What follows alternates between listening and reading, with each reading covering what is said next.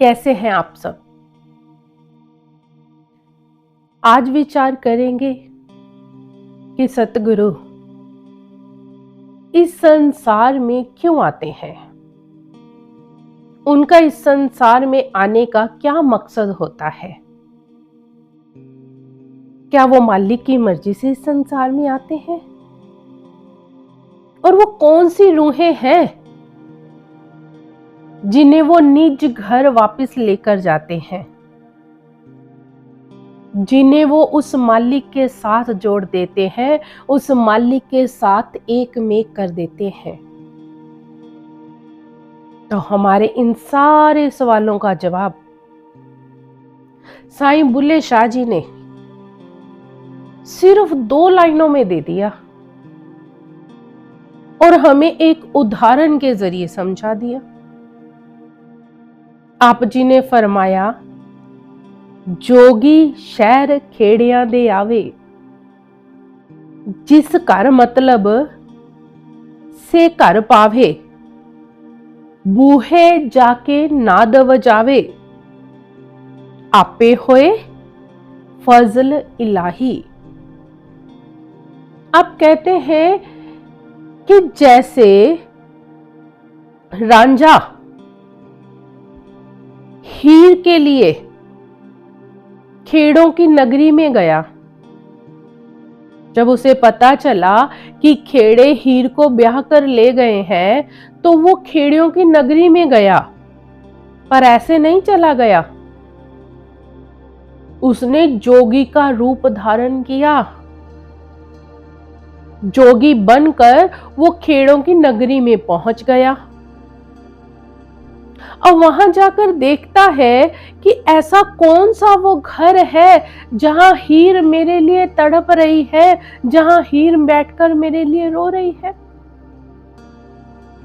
जिस घर मतलब से कर पावे, फिर वो उसी घर, उसी दरवाजे के आगे जाकर उसने नाद भाव बीन बजानी शुरू कर दी और उस बीन की आवाज सुनकर हीर बाहर आई कि मेरे द्वार पर कोई जोगी आया है तो क्यों ना उसे कुछ अनाज डाला। जब वो अनाज डाल रही थी तो उसने जोगी के चेहरे की तरफ देखा ही नहीं। अब जब तक वो चेहरे की तरफ देखेगी नहीं तो वो पहचानेगी कैसे कि ये रांझा है। तो फिर रांझे ने क्या किया, उससे वो अनाज लेकर वहीं पर बखेर दिया और एक एक दाना चुगते हुए अपनी पूरी तवज्जो, अपना पूरा ध्यान हीर के ऊपर रखा।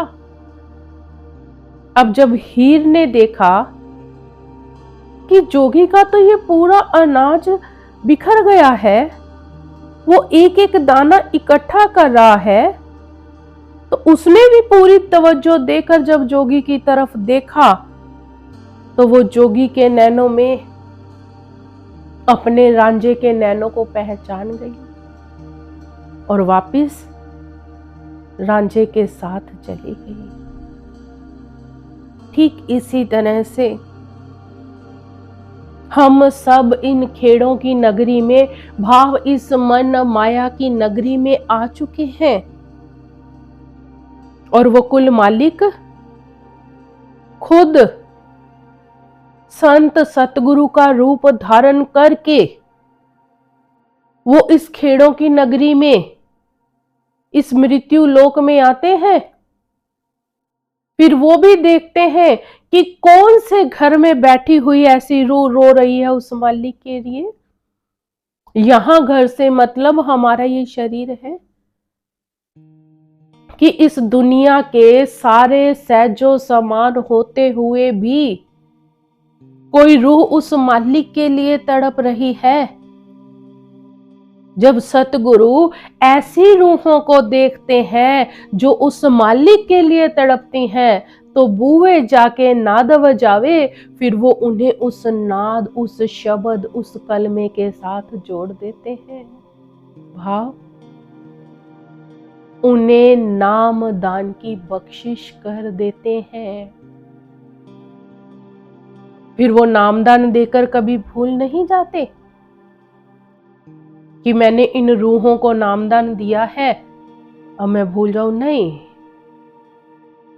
वो हर समय अपनी रूहों को याद रखते हैं। दुनियावी कामकाज करते हुए भी उनकी तवज्जो, उनका ध्यान अपनी हर एक रूह के ऊपर होता है। और जो भाग्यशाली रूहें नाम की कमाई करते हुए अपने सतगुरु के नैनों में उस कुल मालिक के नैनों को पहचान लेती हैं, फिर वो रूहें धूर धाम वापिस पहुंच जाती हैं। उस मालिक ने रूहों को अपने साथ मिलाप की जिम्मेवारी खुद उठाई हुई है। उसके सिवाय ये जिम्मेवारी कोई उठा नहीं सकता। वो खुद ही हमें मनुष्य जन्म देकर इस संसार में भेजता है, फिर वो खुद ही हमारे अंतर में वो नाम की निशानी, वो नाम टिका देता है, फिर वो खुद ही सतगुरु को भेजता है नाम का भेद देने के लिए। इसीलिए आप जी ने फरमाया, आप पे होए फजल इलाही। ये सब कुछ वो मालिक खुद करता है ताकि मेरी रूहें निज घर वापस आ जाएं। इसलिए वो संत सतगुरु को इस संसार में भेजते हैं। पूरे गुरु खिले हुए फूल के समान होते हैं। जैसे फूल कभी किसी को आवाजें नहीं लगाता कि देखो मैं कितना सुंदर खिला हुआ हूं, या मेरे पास कितनी अच्छी सुगंध है, तुम मेरे पास आओ। नहीं, वो तो किसी को आवाजें नहीं देता, पर हां, जो उस फूल के पास से गुजरता है वो उसकी सुंदरता देखकर वहीं रुक जाता है, उसकी खुशबू का आनंद मानता है। इसी तरह जो पूर्ण गुरु होते हैं, जो उस मालिक के हुक्म से इस संसार में आते हैं, वो भी कभी किसी को नहीं कहते कि मैं पूर्ण हूं, तुम मेरे पास आओ। पर जब हम ऐसे समर्थ सतगुरु के दीदार करते हैं, उनके वचन सुनते हैं, हम खुद ही आनंदित हो जाते हैं। हम खुद ही उनकी तरफ खींचे चले जाते हैं, क्योंकि वो हमारा असल होते हैं। उनके अंतर में वो नाम, वो सच प्रकट हो चुका होता है जिसके साथ हम सब ने जुड़ना है। पूरे गुरु का मकसद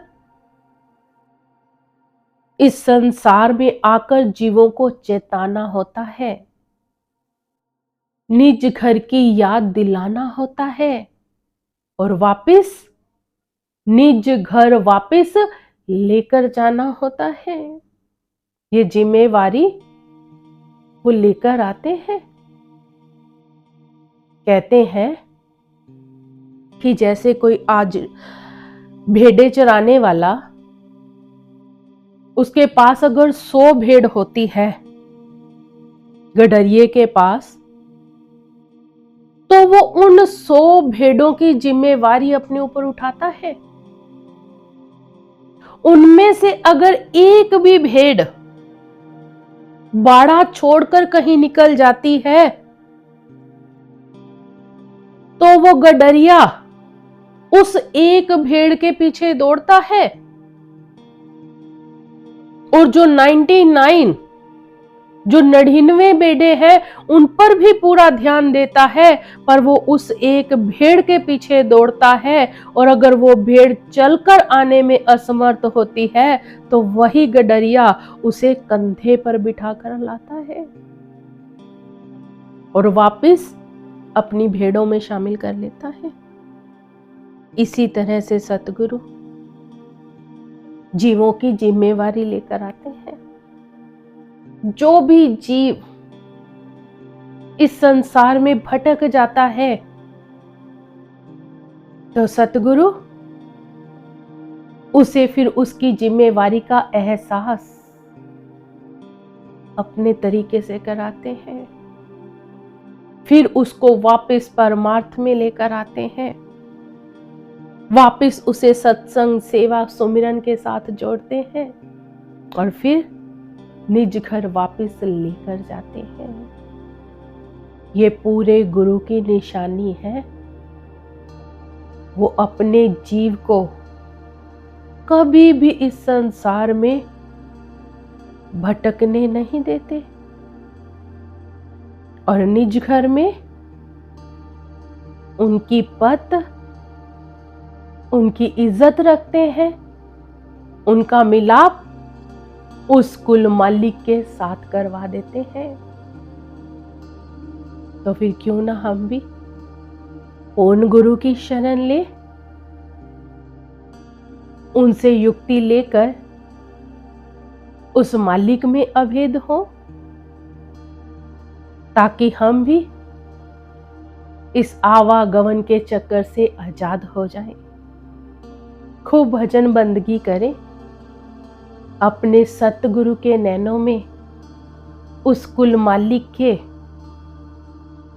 उस परमात्मा के नैनों को हम पहचान लें, ताकि हम भी निज घर वापिस पहुंच जाएं। कोशिश करेंगे तो जरूर पहुंचेंगे। धन्यवाद।